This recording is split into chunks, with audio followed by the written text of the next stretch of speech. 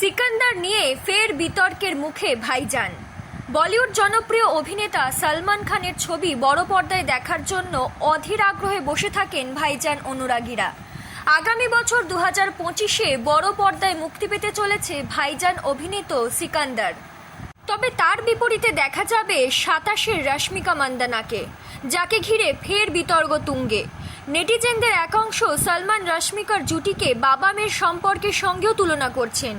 তবে এই বিতর্কের সম্মুখীন প্রথমবার ভাইজানকে হতে হচ্ছে তা একেবারেই নয়। এর আগে 2023 সালে মুক্তি পাওয়া ছবি কিসি কা ভাই কিসি কা জানে পূজা হেগড়ের সঙ্গে জুটি বেঁধেছিলেন সলমান। পূজার বয়স তখন 33। সেই জুটির জন্য সমালোচনার মুখে পড়েছিলেন অভিনেতা। তবে সব সমালোচনাকে পিছনে ফেলে রশ্মিকা সলমানের বিপরীতে কাজ করতে পেরে উচ্ছ্বাসিত।